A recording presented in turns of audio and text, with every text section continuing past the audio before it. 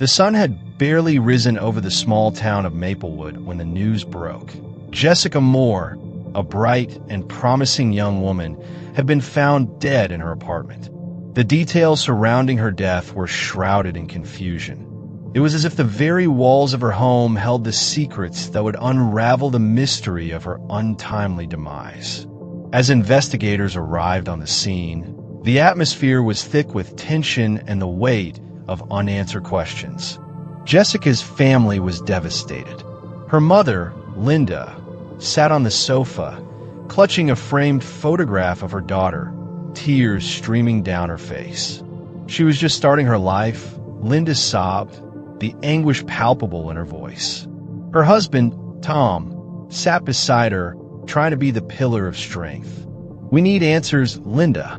We need to know who did this."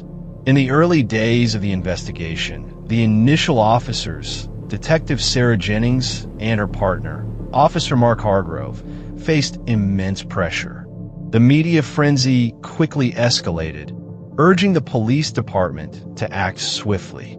"We can't afford to make any mistakes," Sarah said, her brow furrowing with the weight of expectation. "The community is counting on us."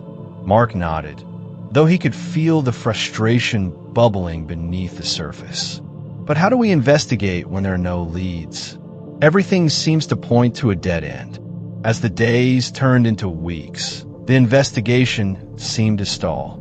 The initial interviews with friends and neighbors yielded little information. "Everyone loved Jessica," one neighbor stated, adding to the confusion. "She was always so friendly, so full of life."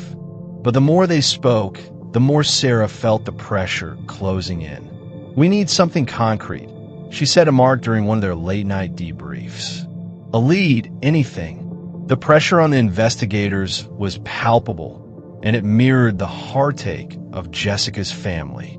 Linda spent sleepless nights, haunted by her daughter's absence, while Tom tried to keep the family together. "We can't let her memory fade," he reminded Linda one evening as they sat in silence. "We must fight for justice." The initial investigation, filled with confusion and frustration, marked the beginning of a long and arduous journey for Jessica's family and the detectives assigned to the case. With each passing day, the hope for answers dimmed, yet the resolve to uncover the truth burned brighter than ever. Weeks turned into months without any significant breakthroughs in Jessica Moore's case. The small police department in Maplewood, already stretched thin by budget cuts, found itself grappling with the complexities of a high-profile investigation that had quickly turned cold. Detective Sarah Jennings and Officer Mark Hargrove sat in the precinct, the weight of the unsolved case heavy on their shoulders.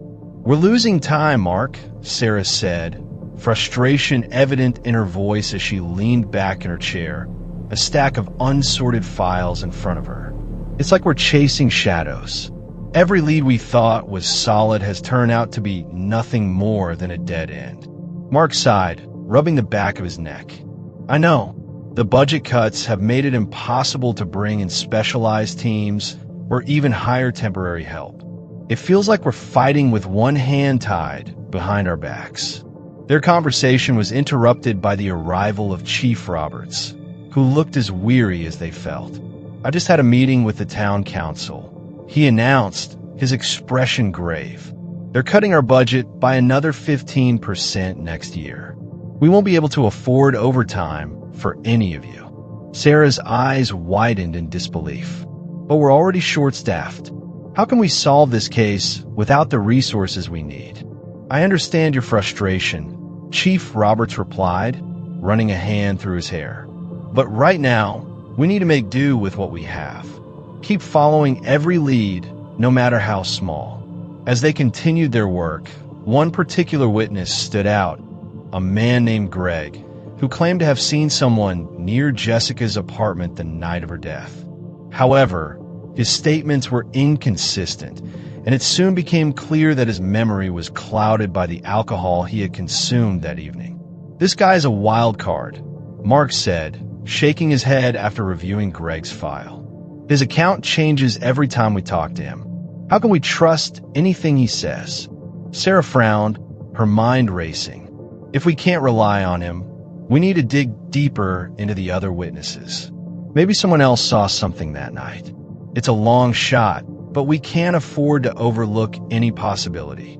As the detectives pressed on, they discovered that the community's reaction to Jessica's death had become a double-edged sword. While many rallied around the family, others began to whisper rumors that muddied the water further. People love a good story, even if it's not true, Mark remarked during a late-night conversation. It makes the investigation all the more complicated. Sarah nodded, her determination rekindling. We can't let misdirection steer us off course. We have to keep pushing forward for Jessica and her family. They deserve the truth, no matter how elusive it may be. The struggles they faced were daunting, but the potential for justice remained the flickering flame that drove them. With the weight of Jessica's memory on their shoulders, they vowed to untangle the web of confusion and misdirection that had ensnared the investigation, determined to bring closure to a case that had haunted their community. Months later, as the chill of winter began to thaw into the early whispers of spring, a breakthrough arrived like a beacon of hope.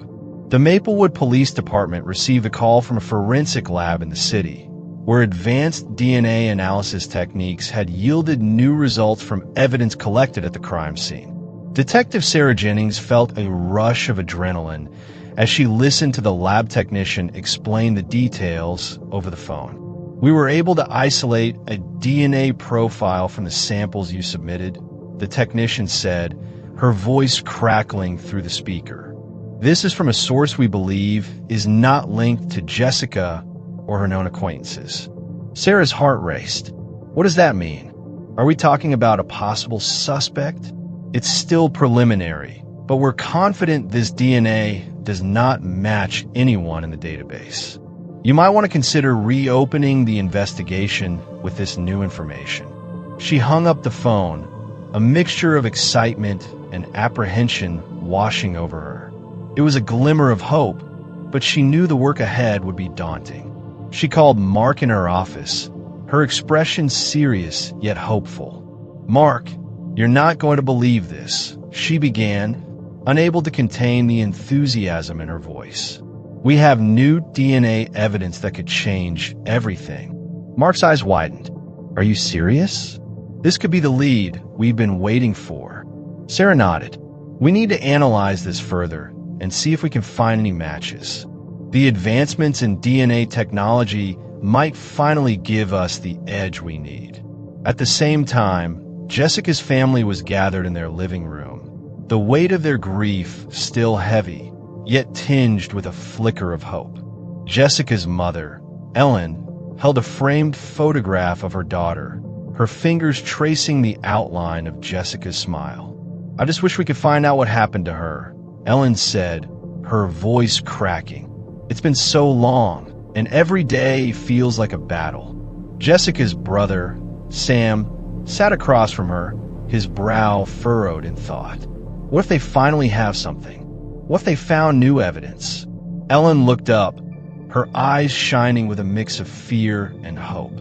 "You think so? It feels like we've been waiting forever." "They wouldn't call us unless there was something important," Sam replied, trying to reassure his mother.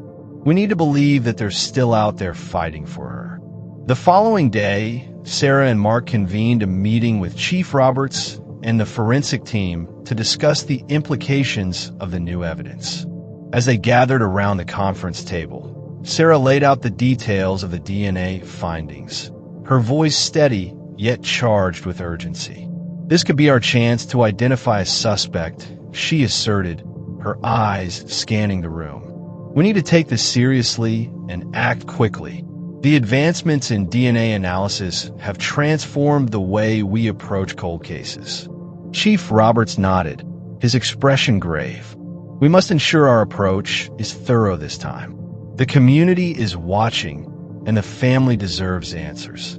As they formulated a plan to move forward, Sarah couldn't shake the feeling that this was a pivotal moment. The investigation that had once felt stagnant now buzzed with renewed energy. They would delve into the DNA evidence, check regional databases, and leave no stone unturned. Meanwhile, the Moore family clung to the hope that this new dawn would bring them the answers they had yearned for. The prospect of closure felt within reach, and it ignited a fire within them that had long been extinguished by grief. They dared to dream that justice might finally be served. As the investigation team reconvened, Detective Sarah Jennings felt a renewed sense of purpose. The sterile conference room buzzed with anticipation as they prepared to tackle the evidence that had once seemed insurmountable. Sitting across from her was Detective Mark Thompson, his brow furrowed with determination. "All right, let's break down the steps we need to take," Sarah began, her voice firm. "We have the DNA profile, but we need to expand our search. This could be our chance to identify a suspect." Mark nodded, flipping through his notes.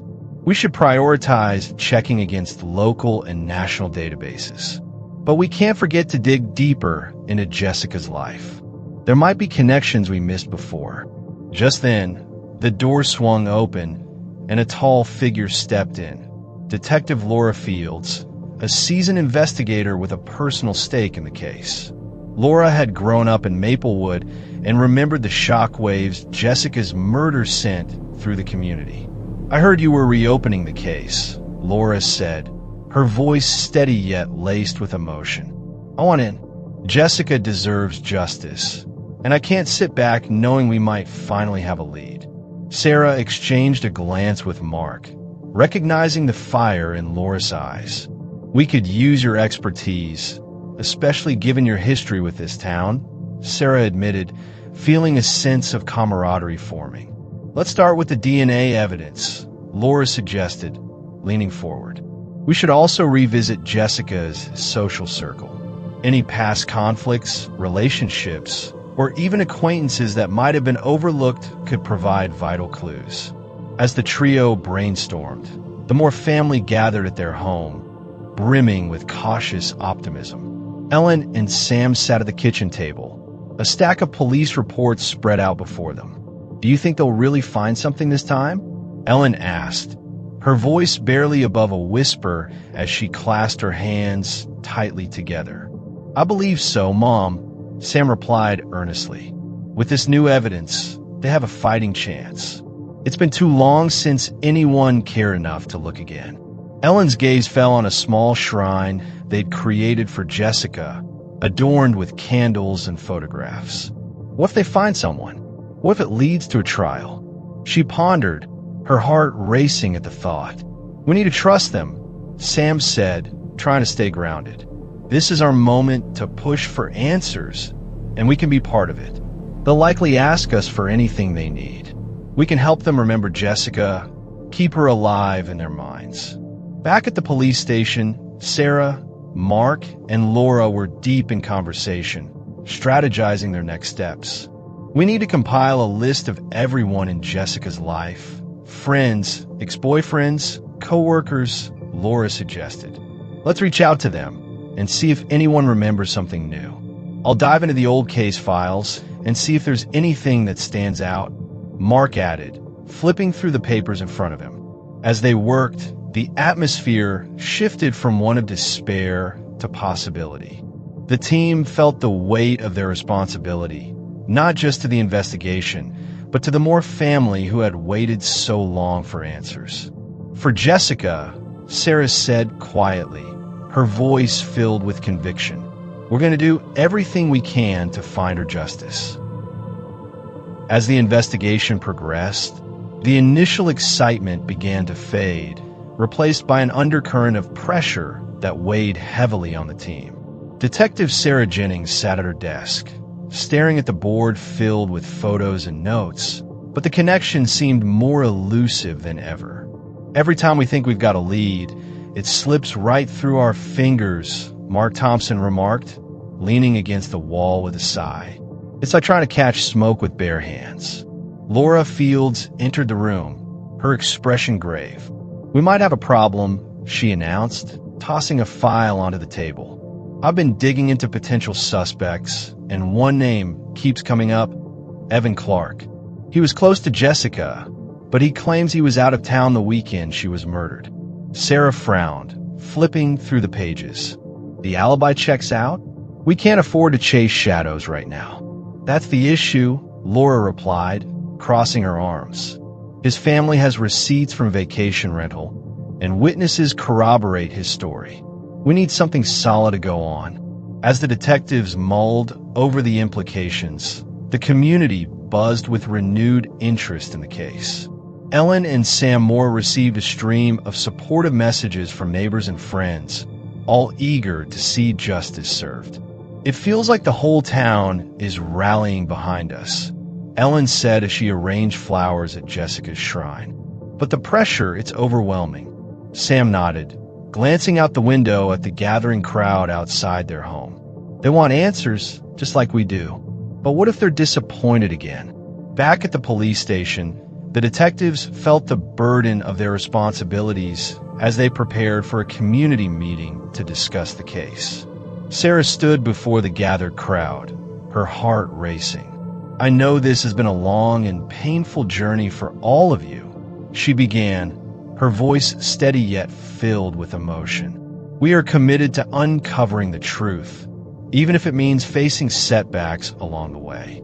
The room was filled with murmurs of encouragement, but one voice rose above the rest. "What can we do to help?" An older woman called out, her eyes glistening with hope.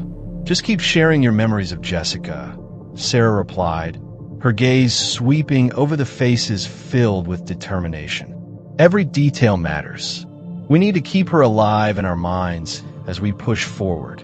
As the meeting continued, the community's solidarity invigorated Sarah and her team, reminding them that they were not alone in their pursuit of justice. But in the back of Sarah's mind, the pressure loomed large. The weight of the past mingled with the anxiety of the present. Would they be able to untangle the web of confusion and find the truth before it slipped away once more? The atmosphere in the police station shifted as news of the new DNA evidence broke. Detective Sarah Jennings felt a renewed sense of purpose, the weight of uncertainty lifting slightly from her shoulders. A sense of hope permeated the air as she gathered her team to discuss the next steps. "This could be the breakthrough we've been waiting for," Sarah announced, her voice steady. "We need to analyze the DNA evidence thoroughly and see where it leads us. What if it points us to a suspect we never considered?" Mark Thompson replied, leaning forward in his chair, a flicker of excitement in his eyes. This could change everything. As the team formulated their plan, Ellen and Sam Moore waited anxiously at home, their hearts pounding with a mix of hope and dread. The phone calls had become more frequent, updates trickling in like water from a hesitant faucet. Ellen paced the floor, her mind racing. "Do you think they found something significant?" she asked, her voice laced with anxiety. "I don't know," Sam replied, trying to keep his own fears at bay. "But we have to believe that this time will be different. We can't lose faith." Just then, the phone rang, and both of them jumped. Ellen picked it up, her heart in her throat. "Hello, Mrs. Moore, it's Detective Jennings." Sarah's voice crackled through the line. "I wanted to let you know that we have new DNA evidence, and we're working to identify the source. We're hoping this will bring us closer to finding Jessica's killer." Ellen's breath caught in her throat, tears welling in her eyes. "Thank you, Detective. We've been waiting for something, anything, that brings us closer to justice. I understand how difficult this is for you," Sarah continued, her voice gentle. "We're committed to finding the truth, and I promise to keep you updated as we move forward." As Ellen hung up, she turned to Sam, a mix of hope and fear coursing through her veins. "They found something. There's a chance." Meanwhile, in another part of town, a different family faced their own struggle for justice. The Johnsons have been grappling with the unsolved murder of their son for nearly a decade. Like the Moores, they had endured the haunting silence that followed the loss, and the hope of closure was a distant dream. "I just wish we could get some answers," Mary Johnson said to her husband, Tom, as they sat at their kitchen table, surrounded by old photographs of their son. "Every year that passes feels like a lifetime." "I know, love," Tom replied, placing a comforting hand on hers. "But we have to keep pushing for justice. We can't let his memory fade away." Their determination mirrored that of the Moores, highlighting the universal struggle for closure in the face of tragedy. As both families held on to hope, the intertwining paths of their stories began to converge. Back at the police station, Sarah and her team delved into the DNA evidence, their minds racing with possibilities. The prospect of a trial loomed on the horizon, and with it, the potential for conviction. As they worked tirelessly, they could almost taste the justice that had eluded them for so long. "I can feel it," Mark said during a break, his voice filled with conviction. "This time, we won't let it slip away. Let's make sure we honor Jessica's memory," Sarah added, determination set in her eyes. "We owe it to her and to all the families still searching for answers." With the renewed hope of justice propelling them forward, they prepared for the challenges that lay ahead, knowing that the fight was far from over, but feeling invigorated by the possibility of resolution. The courtroom buzzed with tension as members of the community filled the benches, eager for justice to unfold. The Moores sat in the front row, their hands clasped tightly, exchanging glances that spoke volumes of their anxiety. Ellen's heart raced while Sam remained stoic, his jaw set in determination. This was the moment they had been waiting for, the culmination of years spent in the shadows of grief and uncertainty. As the judge entered, the room fell silent. The bailiff called the case, and the prosecutor, a seasoned attorney named Rachel Fields, rose to present her opening statement. "Your Honor, ladies and gentlemen of the jury, we are here to seek justice for Jessica Moore, a life taken too soon. The evidence we present will show beyond a reasonable doubt that the defendant, Eric Lawson, is responsible for her death." Rachel's voice commanded attention as she outlined the key evidence. "We have DNA that links Mr. Lawson to the crime scene, alongside eyewitness testimony that places him near the area on the night of the murder. This is not a case of suspicion. This is a case of undeniable truth." The defense attorney, a sharp and calculating man named Leonard Cross, stood up to rebut. "Your Honor, while the prosecution paints a vivid picture, we must remember that correlation does not imply causation. The DNA evidence is flawed, and there are many unanswered questions. My client is innocent, and we will prove it." As the trial progressed, the Moores felt the emotional weight of every testimony. They watched as Rachel presented the DNA evidence, a forensic expert explaining its significance. This DNA was found on Jessica's belongings, which were recovered from the crime scene. It matches the defendant's profile. "But how can you be sure?" Leonard interrupted, standing to challenge the witness. "Isn't it true that DNA can be contaminated? How do we know this evidence wasn't tampered with?" The expert hesitated, and Ellen could feel her heart sink. It was moments like this that threatened to tear their hope apart. Sam squeezed her hand, whispering, "Stay strong. We'll get through this." The tension escalated when unexpected evidence was introduced. A recorded confession from Eric Lawson, obtained during a separate investigation on unrelated charges. Rachel played the tape, capturing the courtroom's attention. "I didn't mean to do it. I just wanted to scare her." Eric's voice echoed through the room, chilling the air as the Moores held their breath. "This is a clear indication of guilt," Rachel exclaimed, her eyes blazing with conviction. "He admitted to being involved in her death. Leonard, however, was quick to counter. "This confession was coerced, Your Honor. My client was under duress, and we will show that the police mishandled the evidence." As the trial unfolded, the emotional toll on the Moores became palpable. Ellen fought back tears as she watched Eric Lawson's face, a mask of indifference as he sat at the defendant's table. "How can he be so cold?" she whispered to Sam. "Doesn't he realize the pain he's caused?" "He must," Sam replied, his voice steady but filled with anger. "But we have to focus on the truth." The days turned into weeks, with the courtroom drama unfolding in a way neither family could have anticipated. They witnessed not only the evidence, but the various arguments that swayed the jury's perception. The Moores found themselves on an emotional roller coaster. One day, they felt the hope of justice, and the next, despair as the defense cast doubt on the prosecution's case.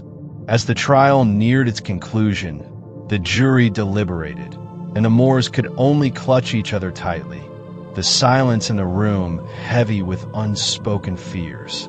Would they finally get the closure they had long sought? Or would they leave the courtroom empty-handed yet again?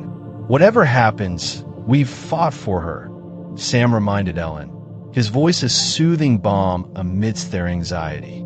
"We will keep her memory alive, no matter the outcome." With bated breath, they awaited the verdict that would determine not only the fate of Eric Lawson, but also the fate of their family's healing journey. The atmosphere in the courtroom was electric as the jury returned, a tangible mix of hope and dread hanging in the air. Ellen and Sam sat side by side, their fingers intertwined, every heartbeat echoing with the weight of uncertainty. The foreman stood, and the judge nodded for him to proceed. "We, the jury, find the defendant, Eric Lawson, guilty of the murder of Jessica Moore." A collective gasp swept through the courtroom, followed by an overwhelming wave of emotion. Ellen's tears flowed freely, a mixture of relief and sorrow flooding her heart. Sam's grip tightened as he pulled her into an embrace, whispering, "We did it. She's finally getting justice." As the gavel struck, signaling the end of the trial, the Moores stepped into the light of the corridor, the sound of cameras flashing and reporters clamoring for a statement filling the air. Ellen turned to Sam, her voice thick with emotion. "What now? Will this really bring her back?" "No," Sam replied, looking deeply into her eyes, "but we can honor her memory. We can make sure her story is never forgotten." The following weeks were a whirlwind of mixed emotions. The community rallied around the Moores, organizing a memorial event in honor of Jessica. Flyers went up around town, inviting everyone to gather at the local park, transforming the space into a symbol of unity and healing. As they prepared for the event, Ellen reflected on the journey they had endured. "I never imagined it would take this long, this much heartache," she confessed to Sam while they decorated the park. "But we never lost hope. And that's the lesson," Sam replied. "Persistence. Even when it felt impossible, we kept fighting for Jessica. We owe it to her." The day of the memorial arrived, bright and sunny. A crowd gathered, friends and strangers alike sharing their stories and memories of Jessica. The Moores took the stage, their hearts heavy yet hopeful. Ellen stepped forward, her voice wavering at first. "Thank you all for being here. It's overwhelming to see so many people who loved Jessica. She was a light in our lives, and we want to make sure that light continues to shine." Sam joined her, adding, "Today is not just about mourning. It's about celebrating her life and the courage we all must have in the face of injustice. Let this be a reminder that we must continue to seek truth, no matter how long it takes." As candles were lit and shared among the crowd, the soft glow illuminated the faces of those present, united in their grief and their resolve. A local musician began to play a gentle melody, and for a moment, the world seemed to pause, wrapped in the warmth of collective hope. After the memorial, Ellen noticed something unexpected. Many attendees approached them, sharing how Jessica had impacted their lives, each story a thread woven into the fabric of her memory. One woman, tears in her eyes, said, "Jessica always knew how to make everyone feel special. Thank you for keeping her spirit alive." That night, as they returned home, Sam turned to Ellen, a mix of pride and sorrow in his eyes. "It's not over, is it? This is just the beginning." "No, it's not," Ellen agreed, feeling the weight of their loss still present but lighter now. "But we'll keep fighting for Jessica and for all the others who deserve justice."